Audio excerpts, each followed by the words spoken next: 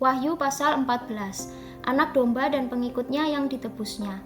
Dan aku melihat sesungguhnya anak domba berdiri di Bukit Sion dan bersama-sama dengan dia 144.000 orang, dan di dahi mereka tertulis namanya dan nama Bapanya. Dan aku mendengar suatu suara dari langit bagaikan desau air bah dan bagaikan deru guru yang dahsyat. Dan suara yang kudengar itu seperti bunyi pemain-pemain kecapi yang memetik kecapinya. Mereka menyanyikan suatu nyanyian baru di hadapan tahta dan di depan keempat makhluk dan tua-tua itu, dan tidak seorang pun yang dapat mempelajari nyanyian itu selain daripada 144.000 orang yang telah ditebus dari bumi itu. Mereka adalah orang-orang yang tidak mencemarkan dirinya dengan perempuan-perempuan, karena mereka murni sama seperti perawan. Mereka adalah orang-orang yang mengikuti anak domba itu kemana saja ia pergi. Mereka ditebus dari antara manusia sebagai korban-korban sulung bagi Allah dan bagi anak domba itu. Dan di dalam mulut mereka tidak terdapat dusta, mereka tidak bercela. Pemberitahuan tentang penghakiman. Dan aku melihat seorang malaikat lain terbang di tengah-tengah langit, dan padanya ada Injil yang kekal untuk diberitakannya kepada mereka yang diam di atas bumi, dan kepada semua bangsa dan suku dan bahasa dan kaum.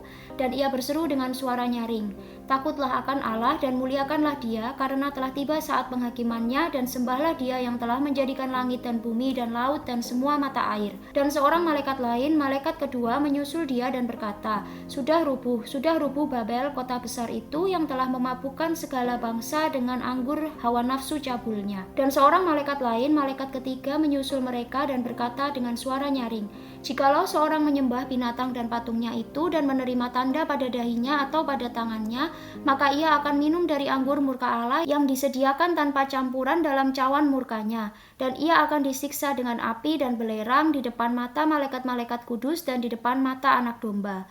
Maka asap api yang menyiksa mereka itu naik ke atas sampai selama-lamanya, dan siang malam mereka tidak henti-hentinya disiksa, yaitu mereka yang menyembah binatang serta patungnya itu dan barang siapa yang telah menerima tanda namanya. Yang penting di sini ialah ketekunan orang-orang kudus yang menuruti perintah Allah dan iman kepada Yesus. Dan aku mendengar suara dari sorga berkata, tuliskan, berbahagialah orang-orang mati yang mati dalam Tuhan sejak sekarang ini. Sungguh, kata Roh, supaya mereka boleh beristirahat dari jerih lelah mereka, karena segala perbuatan mereka menyertai mereka. Tuaian di bumi. Dan aku melihat sesungguhnya ada suatu awan putih, dan di atas awan itu duduk seorang seperti anak manusia dengan sebuah mahkota emas di atas kepalanya dan sebilah sapi tajam di tangannya. Maka keluarlah seorang malaikat lain dari bait suci, dan ia berseru dengan suara nyaring kepada dia yang duduk di atas awan itu, ayunkanlah sabitmu itu dan tuailah, karena sudah tiba saatnya untuk menuai, sebab tuaian di bumi sudah masak. Dan ia yang duduk di atas awan itu mengayunkan sabitnya ke atas bumi, dan bumi pun dituailah. Dan seorang malaikat lain keluar dari bait suci yang di sorga, juga padanya ada sebilah sabit tajam.